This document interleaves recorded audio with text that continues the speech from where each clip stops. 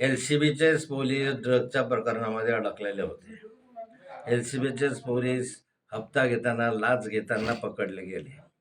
LCBचेच police एका महिलेच्या संदर्भामध्ये 40 जवळच्या त्या संदर्भामध्ये तक्रार असताना त्या ठिकाणी त्यांच्यावर तक्रार झाली आणि गुन्हाही दाखल झाला होता. या ठिकाणी LCB जे आहे ते स्वतंत्र व्यवस्था असताना यात खरं अपेक्षा अशी असते की त्यांनी गुन्हे शोधायचे. पण अलीकडचं जळगावचं चित्र असं आहे की तेच गुन्हे करायला लागले. कारण वरिष्ठांकडून त्यांचं काहीही होत नाही, भीती त्यांच्या मनामध्ये नाही. वरिष्ठांचा आशीर्वाद आहे, राजकीय आशीर्वाद आहे आणि त्यामुळे सगळं कसं सरळ चाललं आहे, सगळं कसं मोकळं चाललं आहे. चोऱ्या करा, दरोडे करा, खून करा, महिलांच्या छेडखानी करा, चोऱ्या करा पण गुन्हे दाखल करत नाही, अशी स्थिती. माझा स्वतःचा अनुभव आहे की मी स्वतः आत्ता एक मोठ्या प्रमाणावर 4 कोटी रुपयाची भंगाराची चोरी झाली. त्याच्या संदर्भामध्ये भांडतोय, DSPशी भांडतोय, यांच्याशी भांडतोय. पण अजून गुन्हा दाखल होत नाही. मी स्वतः व्हिडिओ दिला. मी स्वतः ठिकाणी होतो. आज अशी माझी आपली चरित्र काय ग्राहकाचा लाभ आणि काय ग्राहकाची जबाबदारी या ठिकाणी. जळगाव पोलिसांचा विचार करायला गेला, मतदानाच्या दिवशी महिलांसहित उमेदवारांवर देखील लाठीचार्ज करण्यात आलेला होता आणि त्याच्यामध्ये उमेदवाराने असं बोललं होतं की हा अधिकारी जे आहे हे ड्रग्सच्या संदर्भात अटकलेले MIDCचे. जळगाव पोलिसामध्ये जो आता लाठीचार्ज वगैरे झाला, तो एक ड्रगमध्ये अधिकारी अडकलेला आहे, त्याच्या हातून झाला. ठीक आहे, त्यानं त्याचं कर्तव्य बजावत असेल. पण बबन आव्हाड नावाचा एक इन्स्पेक्टर या ठिकाणी आहे. तो मधल्या कालखंडामध्ये ड्रग्सच्या संदर्भात त्याला चौकशी झाली. त्याला अटक करण्यापर्यंत गोष्ट गेली. ड्रग्स त्या ठिकाणी सापडले. परंतु त्याच्याविरुद्ध कुठलीही कार्यवाही झाली नाही. त्याची बदली झाली.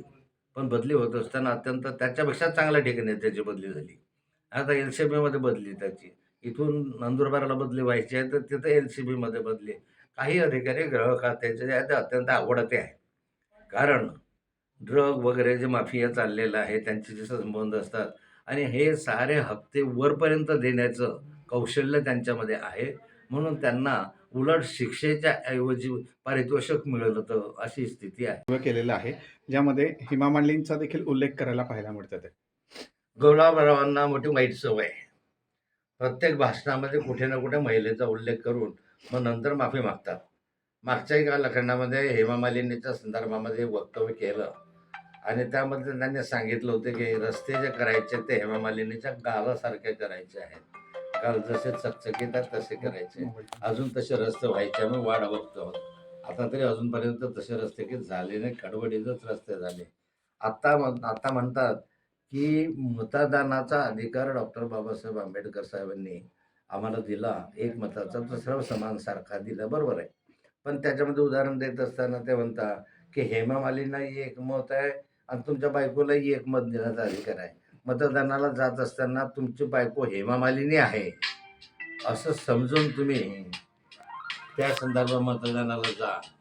म्हणजे ठीक आहे, त्याची जी मानसिकता असते, पण एका महिलेवर अशा स्वरूपाच्या कॉमेंट्स करणं योग्य नाही. कुठेतरी महिलांची प्रतिमा मलिन होताना पाहायला पाहिजे ना, असं वाटतंय. अशा स्वरूपाच्या कॉमेंट्स करणंच योग्य नाही, चुकीचं आहे. गुलाबराव पाटलांनी वरणगावला टीका करत असताना नाथाभाऊचं आता काही राहिलं नाही असा एक शब्द वापरला. पण खरं पाहिलं तर माझं काय राहिलं नाही. 3 वर्ष अजून आमदार आहे, माझ्या घरामध्ये केंद्रीय मंत्री आहे, आम्ही राहणारच आहे. गुलाबराव तरी संपून जातील, पण नाथाभाऊचा खडसे परिवार कधी संपणार नाही.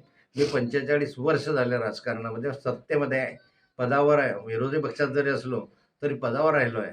कधी गुलाबराव पाटील माझी बरोबरी करतील? इतके महत्त्वाचे पद, विरोधी पक्ष नेता, महसूल 12 खात्याचा मंत्री, त्याच्या आधी 3 महत्त्वाच्या खात्यांचा मंत्री. हे गुलाबरावच्या नशिबात नाही. एक पाणी पुरवठा खातं घेऊन बसले 10 वर्ष, ते चालवा म्हणा. आपल्या स्वतःची नगरपालिका गुलाबराव आणू शकले नाही. तेवढी तर तुमची ताकद नाही आहे. दुसऱ्यावर बोलता कशाला तुम्ही या संदर्भामध्ये? गुलाबरावांना आमदारकीला मदत मी केलेली आहे, आठवा म्हणा. त्यावेळेस सभापती होते गुलाबराव जिल्हा परिषदचे, त्यावेळेस मी पालकमंत्री होतो. मी भरपूर मदत केली आणि त्या ठिकाणी गुलाबरावांना मदत केल्यामुळे आमदारकीलाही त्यांना निवडून येण्यास मदत झाली. उपकार केलेले विसरतात. जळगाव पोलिसांचा एक व्हिडिओ व्हायरल होतोय. मुंबई इथं आरोपी पकडायला गेले होते, मात्र त्या आरोपी पकडण्याच्या जागी त्या ठिकाणी बार डान्स यांच्यासोबत बसताना पाहायला मिळतंय, डान्स बारमध्ये. जळगाव पोलिसांचा व्हिडिओ मी पण पाहिला. एका डान्स बारमध्ये मी ओळखतो पोलिसाला, तो पोलीस जळगावचा आहे, 40 गावचा आहे. आणि या ठिकाणी त्यांना डान्स बारमध्ये महिलांसोबत त्या ठिकाणी डान्स करताना आणि अश्लील नृत्य करतानाचा तो व्हिडिओ आहे.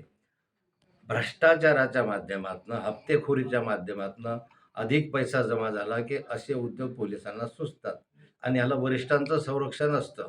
मी आत्ताही तुम्हाला दाव्यानं सांगतो, या सगळ्या पोलिसांवर वरिष्ठ पोलीस काहीही कार्यवाही करणार नाही. कारण हे सगळे सामील असतात. एकमेकांचे हप्ते घेण्यामध्ये हे सामील आणि जळगाव पोलीस तर इतकी किडलेली आहे. अलीकडच्या कालखंडामध्ये जर पाहिलं तर कुठल्याही बाबत जळगाव पोलीस आवश्यक ते पावलं उचलत नाही. या ठिकाणी धुमाकूळ चाललेला आहे, गुंडागर्दी चाललेली आहे, खून होत आहेत, दरोडे होत आहे. या ठिकाणी ड्रग्स मोठ्या प्रमाणावर आणले जात आहे. पोलीस आपल्या हप्ते खाण्यामध्ये मशगूल आहे, अशी जळगावची स्थिती आहे. आणि त्यामुळे पोलीस नाचले काय, रंगले काय, दारू पिले काय आणि बायकाबरोबर राहिले काय याचं फारसं कौतुक करण्याची गरज नाही. कारण त्यांना भीतीच नाही आहे कायद्याची. सरकारने याच्या विरुद्ध कायदे करायचे कठोर कारवाई केली तर हे चित्र जनतेसमोर येईल, की आम्ही यांच्यावरही कठोर कारवाई करू.